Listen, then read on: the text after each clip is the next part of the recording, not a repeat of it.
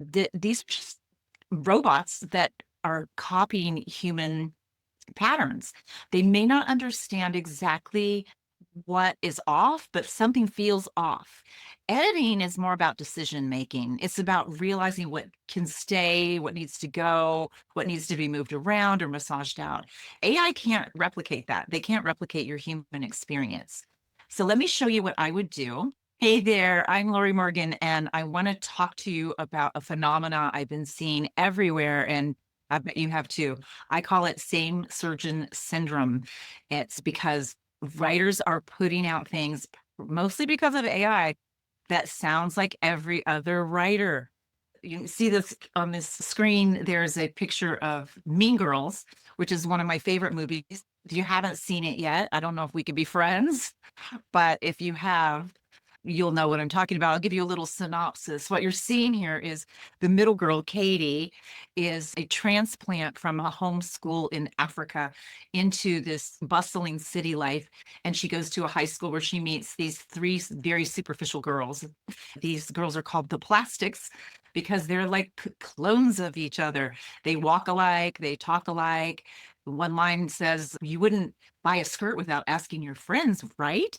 So they don't have an original thought of their own. And eventually, Katie stops losing all her own little quirks and becomes a clone just like them. And I won't spoil the ending for you if you haven't seen it, but that's what same surgeon syndrome is. It's when people, and you see it around celebrities, influencers, they all look like they went to the same surgeon and asked for the same procedures. They don't have any originality left. And it's happening with writers too. You can see things like repeated patterns over and over again. And I'm going to put this at the doorstep of AI because a lot of people can suddenly write and it sounds brilliant immediately until you actually start scratching the surface and dig a little bit deeper and realize that these are just robots that are copying human patterns, but they're not necessarily infusing humanity in there. And the danger of that is that your readers are going to start to mistrust you. They may not understand exactly what is off, but something feels off. And then you start to erode their trust. They don't know what's real, what's not real. And worse than that, even, is that everything just sounds bland. There's no voice left and no humanity. And it's boring. And I'm going to show you how to defeat that. So what we're going to do, first, I want to tell you the difference between proofreading and editing. Proofreading is just scanning for errors, right? So proofreading is looking for bad punctuation or phantom words that are missing or bad grammar. That's proofreading.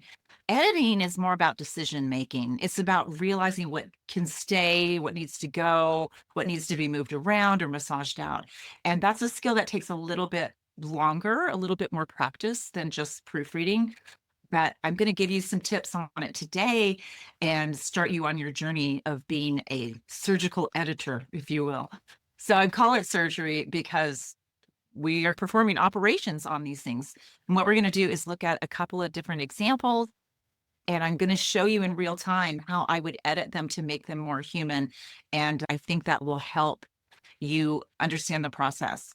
So let's look at the first one. This is our first patient. This is a Substack post, and I bet you've seen thousands of these that look just like this. Yawn fest. Okay. My morning coffee helps me start the day with focus and energy. Sounds are crisper, thoughts come quicker, words flow cleaner. Sounds profound, doesn't it? Until you actually really look at it.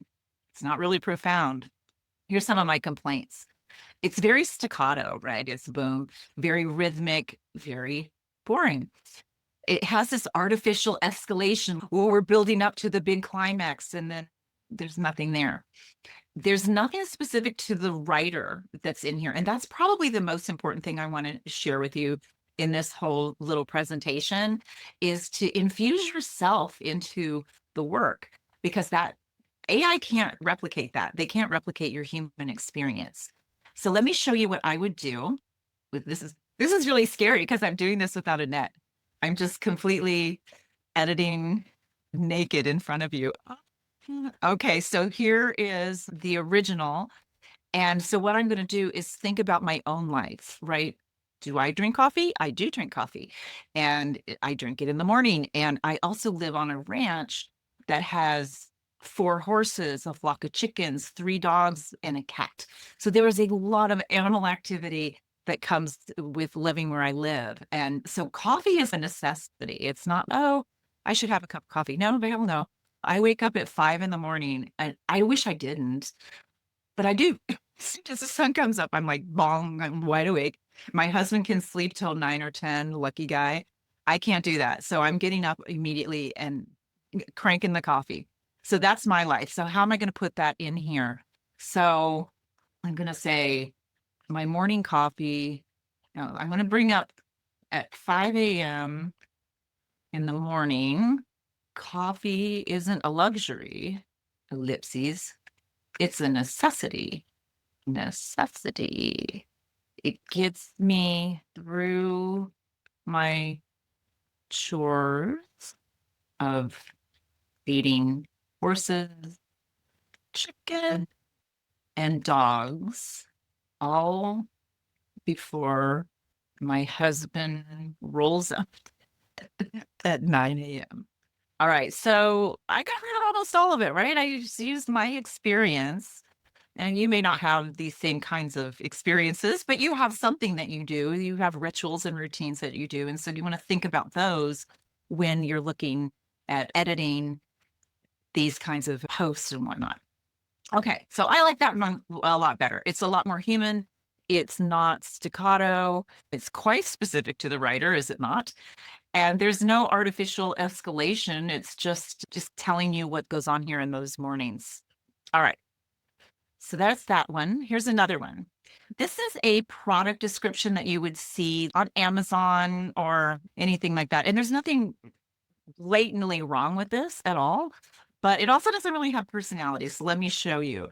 Our insulated travel mug is designed to keep beverages hot or cold for hours. Its durable stainless steel construction, leak-resistant lid, and comfortable grip make it the perfect companion for work, travel, or everyday use. Again, there's nothing wrong with it. It's just kind of vanilla. So my complaints with this are it doesn't make you stand out, right? Any competitor could make the exact same claims. The adjectives are doing all the heavy lifting, and that is also it's appropriate in a product description, but there is no life form detected. It's just an inanimate object, right? Here's the travel mug right here. So my travel mug is different. Here we go. Let's see what we're going to do with this. All right, so yeah, it's insulated. So how do I use mine? Okay, I'll tell you.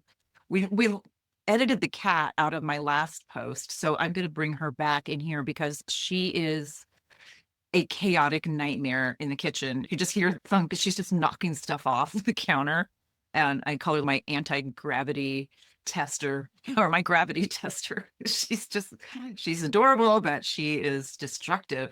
So let's bring her into the mix. Let's say all right, my insulated travel mug has survived countless assaults by my cat knocking it off the counter, off the kitchen counter. And now let's talk about its what do we call it? Leak resistant lid. How do you spell resistant? It's leak resistant lid. Oh, I have a typo here. Now I see you. It's leak resistant lid keeps my ice cold water intact while the durable stainless steel construction. I don't like construction. It's the durable stainless steel has kept it dent proof. What am I missing anything else in here? I've got the oh, it keeps it hot and cold. And mentioned icy cold water, but I like icy better than just cold. Icy cold. Icy cold water intact. Okay, and it's perfect for work, travel, or everyday use. Let's say bonus points. It never spills when I'm driving down the bumpy, unpaved roads. Okay. See, that has a little more life to it. It's a little more exciting. Okay, one more, and then we'll wrap it up here. So the next one, this is a slice of life post, and you see these a lot on, again, like a Substack and social media. Just this is what I did today, something that everybody does. I drive, I go grocery shopping or whatnot. So grocery shopping is an important part of maintaining a healthy lifestyle. Planning ahead and making a list can help you save time and money while ensuring you always have the ingredients you need. So that sounds like a PSA that your mother might say, or a teacher or something. Again, it has no personality. So my complaints here are that it opens with a universal truth that nobody wanted. We all know that everyone goes grocery shopping. It tells instead of showing, and there's really no story. It's just very flat. So again, to bring it back to me as the author, what do I do in my grocery shopping? I like to make sure that I eat first, or otherwise I end up with a big cart full of kinds of stuff that I didn't intend to buy. And that's what this is about too, like planning ahead. So let's see how we can make this sound better. Okay, grocery shopping is an important part of maintaining a healthy lifestyle. Okay, how about if I take you back to an actual experience that I've had? This happens to me all the time. Okay, it happened again. I went to the grocery store, or I went grocery shopping. I'll keep that in there. I went grocery shopping to get eggs. Instead, I ended up with, what do I end up with? Instead, I ended up with 3 different kinds of cheese, salt and vinegar chips. This is like what I want right now. Chips and a box of donuts. I completely forgot the eggs, and I'm sure it will happen again. So now there's people have a little more investment in it. It's not just, oh, planning ahead, make you a list. So now it's just, yeah, it's a little more interesting. So anyway, I hope that those little exercises were helpful to you in some ways. If you want to keep on learning about this kind of stuff, I have a little report that I put together that I love. I think it's invaluable. It's short. It's called Edit the Beep Out of AI. It's an AI rescue kit. So basically, it's $7. It's like nothing. But a lot of people literally print it out and keep it next to their desk because it's just that invaluable as a reference tool. So the URL here is, it's tinyurl.com/AI rescue kit. And inside, you'll know exactly how to spot stuff that makes your content feel off. You're going to know what to cut, what to keep, and what that you need to rework.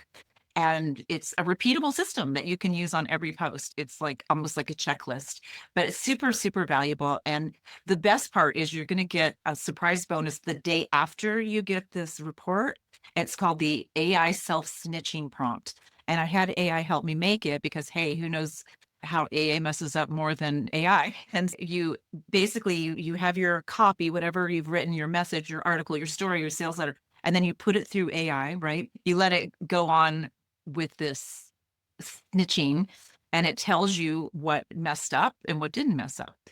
And I have one of the clients that I have actually uses this on his old posts, and he runs it through and it makes like almost fresh content again. And so he's actually able to double his productivity. So you can use it however you want.